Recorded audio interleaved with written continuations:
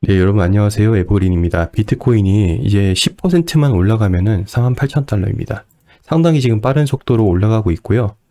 분위기가 매우 지금 달아오르고 있는 현실이죠. 국가 시간 현재 12월 6일 오전 11시 59분, 딱 지금 점심 12시가 딱 될 때쯤인데 비트코인이 업비트 한국돈 기준으로 6천만 원 지금 왔다 갔다 하고 있습니다. 어제 갑자기 좀 밤에 올랐었죠. 예, 그런 부분이 좀 큰 요인이었던 것 같고요. 일단 현재 상황 이야기해 보도록 하고요. 사실 체감되는 알트코인, 가지고 계신 알트코인의 수익률은 그렇게 크지가 않을 거예요. 그 이유에 대해서도 좀 살펴보도록 하겠습니다. 지금 방송 3사 보니까 비트코인 금 같이 이야기하고 있고요. 그리고 CNBC 지금 보고 계신 게 비트코인 반감기에 대해 논의하는 CNBC, 역사상 처음으로 금보다 희소한 자산을 갖게 되었습니다라고 이렇게 얘기를 합니다. 이거 보시면 좀 이제 오래 투자하신 분들은 이러면 안 되는데 이제 이러실 텐데, 현재 지금 또 긍정적으로 막 이렇게 돌리고 있는 상황인 거는 지금 분명한 사실인 거고, 그리고 현물 ETF에 대한 기대감이 지금 많이 지금 땡겨서 쓰고 있잖아요. 기대감. 이런 부분이 꽤 빠른 속도로 지금 전개되는 것 같습니다. 또한 이 기사 지금 아마 다들 돌려보셨지 않을까 싶은데, 한글 기사는 이렇게 나왔어요. 뭐 카타르 국부펀드가 비트코인 657조 투자한다. 뭐 추가 폭등 이어지나 이렇게 나오고 있는데, 이 기사의 원문은 어디냐면 지크립토라는 곳입니다. 그럼 이 지크립토가 이야기한 이 카타르 국부펀드의 또 원문은 어딘가? 우리가 이전에 아르헨티나 이야기했을 때 맥스 카이저입니다. 출처는요, 비트코인 맥시멀리스트, 살바 대통령, 부켈레 대통령의 비트코인 어드바이저로 있는 바로 이 인물이 이야기한 게 출처예요. 그래서 맥스 카이저 트윗 가지고 이 지크립토 해외 기사로 넘어온 거고, 이 해외 기사가 국내 기사로 번역돼서 지금 퍼지고 있는 거죠. 그럼 이 맥스 카이저의 정보는 신뢰할 만한가? 소문이에요, 소문.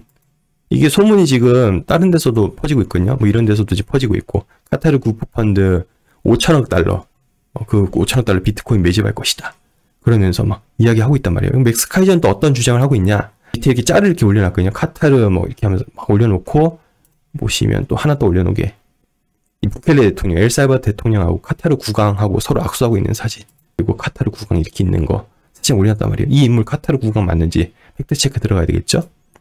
자, 이름은 타민 빈 하마드 알사니, 카타르 국왕 맞고요. 얼마 전 윤 대통령이 사우디랑 카타르 갔잖아요. 경제사절단 데리고 갔잖아요. 여기 있는 인물 보이실 겁니다. 그래서 그럼 맞죠? 네, 맞긴 맞아요. 그런데 여기서 이제 좀 함정이 있어요. 카타르 국부펀드 운용자산이 얼만데, 카타르 국부펀드 운용자산이 올 10월 기준 4,750억 달러이거든요. 운용자산이요. 그러니까 이 말은 무슨 말이냐면 5천억 달러가 비트코인 다 들어온단 말은 운용자산 전부 다 기존에 있는 거 다 그냥 팔아치우고 비트코인이 몰빵한다는 소리입니다. 사실 이게 좀 현실성은 좀 떨어지죠. 기분 좋은 소리긴 하나. 게다가 또 약간 뽀모를 일으킬 만한 부분이 뭐냐면, 마이크로스트레치 마이클 세일러가 공개한 이 비트코인 포지션보다 671배가 더 많다 이렇게 얘기하고 있는데, 마이클 세일러가 비트코인 살 때마다 공개하고 있잖아요. 현재 비트코인의 운용자산이 52억 8천만 달러이거든요. 그러면 뭐 5천만 달러 국부펀드 얘기했을 때 한 100배 정도? 예, 뭐 이 600 몇 배 근거는 모르겠는데 한 100배 정도. 아무튼 시중에 있는 비트코인이 760억 달러 상당밖에 없는데 카타르 국부펀드 5천억 달러 지금 매수하려면 돈이, 시중에 있는 비트코인 가지고 부족하다, 따라서 떡상만이 남아있다, 뭐 이런 식으로 또 분위기를 띄우는데, 이건 흔히 비트코인이 오를 때 보통 퍼뜨리는 소문과 함께 기분 좋게 좀 띄워주는 그런 좀 부분이 크거든요. 이건 매번 매 사이클마다 있던 거라서, 그러니까 이거를 이제 하나의 우리가 좀 뭐랄까요, 이용은 하되 이용 당하면 안 되는 요소라고 생각하실 수 있겠습니다. 그러니까 이게 나쁘다가 아니라요, 이런 소문 뭐 이런 루머 퍼뜨리는 게 나쁘다가 아니에요. 비트코인 맥시들은 원래 이런 이야기를 하거든요. 또 이런 걸 이야기해줘서 기대감이 있어서 또 올라가 주는 거니까 잘 그냥 이용하시면 될 부분이라 생각을 합니다. 그리고 현재 비트코인 가격이 코인마켓캡 기준으로는 5,766만 원인데 업비트 기준은 6천만 원이거든요. 예, 맞습니다. 김프가 한 4%대 정도 지금 있는 상황이고요. 이 김프가 뭐 나쁘다 좋다, 뭐 하락장 상승장 뭐 트리거다, 이거는 이제는 좀 약해요. 옛날같이 김프 가지고 판단하는 게 이게 좀 절대적이지가 않아서 좀 그냥 한국 쪽이 그냥 가격이 비싸구나 정도 아시면 될 것 같고, 이 지표보다, 김프 지표보다 오히려 그냥 다른 신뢰할 만한 지표들이 여러 개 있으니까 그걸 참고하는 게 더 비중 실는 게 더 좋을 것 같습니다. 자, 그리고 지금 다 이렇게 비트코인 뭐 오른다 가자 하지만 체감이 중요하잖아요. 대부분 알트코인 투자자예요. 그리고 대부분 그 알트코인 제가 검색하는 거 지난 영상에 보여드렸지만 전통적인 그런 옛날 코인들이에요. 대부분 옛날부터 쭉 끌고 들어온 메이저 코인들이란 말이죠. 뭐가 중요하냐, 흔히들 아는 모든 코인들이 오르는 그런 상승장, 그게 언제가 트리거가 될 것인가? 사실 이더리움이 좀 많이 올라갈 때부터입니다. 이거 요즘 많이 무시하시죠? 왜냐면 무시할 수밖에 없는 게 요즘 이렇게 안 흘러가잖아요. 이더리움이 최근에 그렇다 할 정도로 많이 오릅니까? 이게 안 오르다 보니까 레이어2도 뭐 주목을 뭐 받을 것이 작년에 그렇게 얘기하다가 레이어2가 또 주춤하죠? 이럴 수밖에 없는 상황이에요. 이게 지금 사람들이 많이 무시하죠. 신생 알트들이 많이 펌핑을 하고 이러다 보니까 아 이제는 바뀌었다 이러지만은 저는 이 큰 틀은 벗어나지 않을 거라고 생각을 합니다. 그리고 지금이 왜 힘들 수밖에 없느냐. 저는 2019년과 비교해서 좀 말씀을 좀 드려보도록 하겠습니다. 웬만한 알트들을요, 2019년 당시, 그러니까 4년째 이맘때 2019년 가정했을 때, 그러니까 지금 2020년 말 말고 2019년이라 가정했을 때, 웬만한 알트들은 비트코인 수익률보다 못했어요. 이때가 2019년이거든요. 자, 2017년 올랐죠? 이때 업비트 이때 생겨가지고 좀 차트가 이때 없어요. 이때 올라서 2018년 1년 동안 주장창 내렸다가 2018년 말 2019년 초가 이제 바닥이 됐을 때 이때부터 상승률 쭉 그어보면 370%대 정도 나오거든요. 사실 정밀하게 꺼야 되는데 제가 그냥 대략적으로 꺼놨습니다. 자, 오해하실까봐 그러시는데 100% 오른 게 2배 오른 거예요. 그럼 200%는 3배죠. 300%는 4배죠. 자, 그럼 370%는 4배에서 5배 사이죠. 5배보다 약간 못 미치는 거예요. 아무튼 퍼센트로 얘기하게 할 건데 요즘 뭐 퍼센트로 많이들 좀 이상하게 얘기하시더라고요. 그래서 좀 이 기회에 다시 한번 좀 말씀드리고 371% 좀 기억을 할게요. 자, 그러면 이더리움 어땠나 보도록 할게요. 이더리움 제가 좀 미리 해놨거든요. 바닥은 알트 바닥은 약간 좀 포인트가 다르긴 하지만 대략적으로 뭐 2018년 말부터 해서 2019년 6월 중원부장 피크였으니까 이때 기준으로 했을 때 341%입니다. 비트코인보다 못하죠. 오히려 못합니다. 그리고 리플은 더 좀 슬퍼요.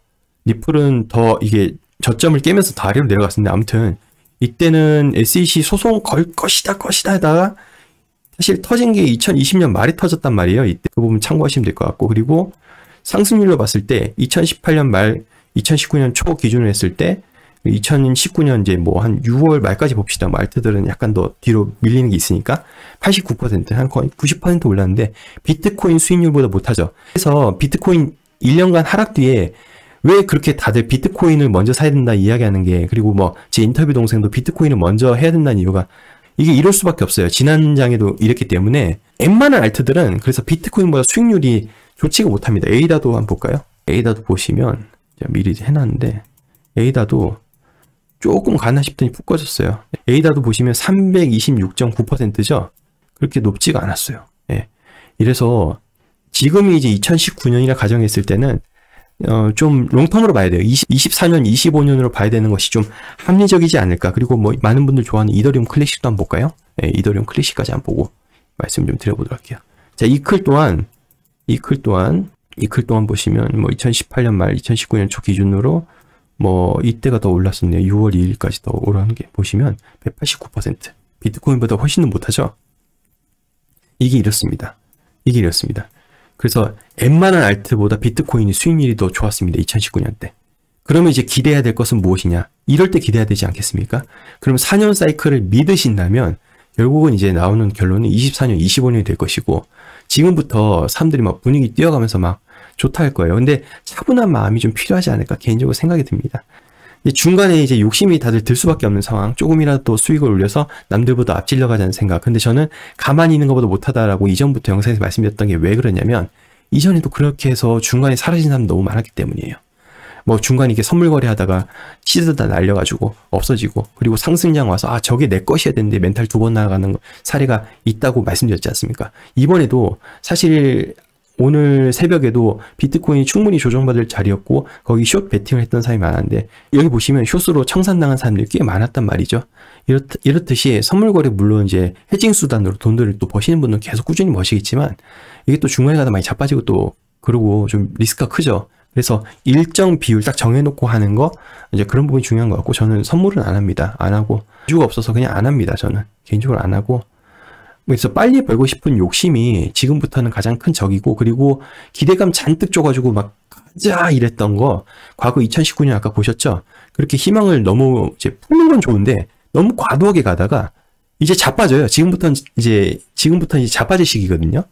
한번 이제 자빠져요. 심리적으로 엄청 무너져가지고 자빠진 시기이기 때문에 그 멘탈 관리를 엄청 유의하셔야 되지 않을까. 이제 그렇게 이제 말씀드리면서 오늘 정보는 여기까지 나누도록 하겠습니다. 여러분 시청해주셔서 감사드리고 다음 시간에 뵙도록 하겠습니다. 고맙습니다.